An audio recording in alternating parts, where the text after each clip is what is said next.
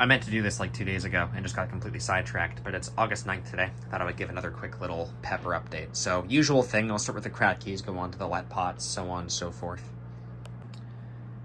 Alright, here's the Kratky update. I've got 3 sort of main things to talk about, so I'll just start going through them rapid fire.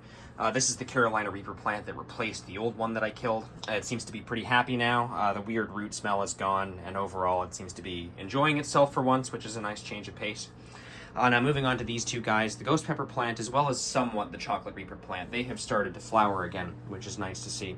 But I am noticing the same issue where the flowers seem to stay 2 or 3 days. They rarely generate pollen and then they just fall off. And I have a few suspicions about why this is. I have an AC unit, but, you know, the temperature of my room doesn't go below 15 degrees or anything that would cause significant damage. So I actually suspect that it's a humidity problem. And so what I'm going to do, I'm going to go to Canadian Tire later on today. There's one just across the street from where I live. And I'm thinking of picking up a little midi humidifier.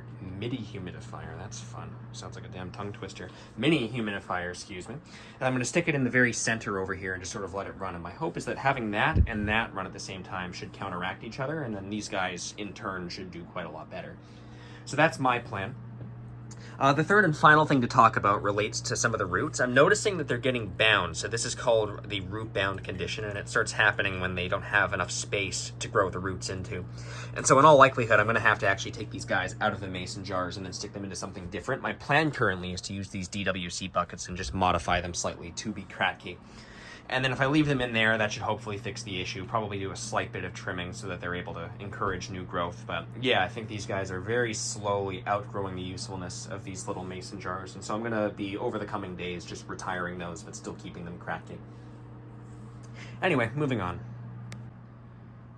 So I guess I'll talk briefly about the let pot peppers. I am right now in the process of winding them down. I'm probably going to throw out the remaining guys here because you can see they've been weirdly stuck in stasis, which is bizarre, because looking at the water levels... oh, Jesus.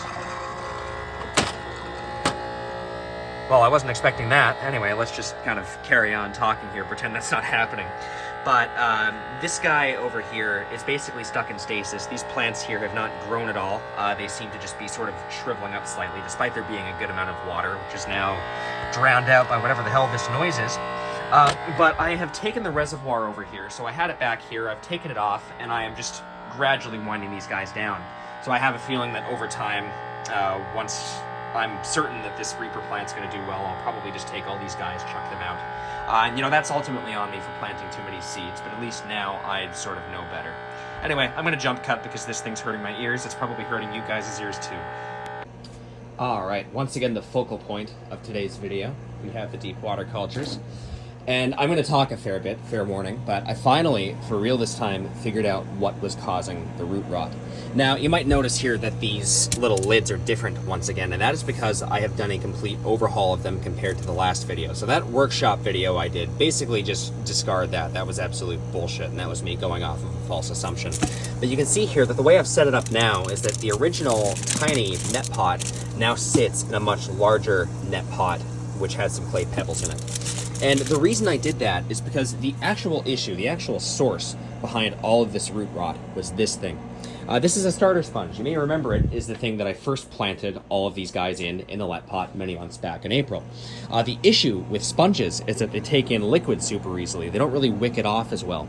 And so the problem with that is you get enough water in, it creates anaerobic conditions that leads to root rot. And so this was happening every couple weeks because if you'll recall, we had this tiny little net pot basically directly suspended over this bubbling nutrient solution. It had an active air pump. And so that was causing water to splash onto this guy, which was causing root rot, and then I was having to go at the thing with shears every couple of weeks and then cry about it in the video.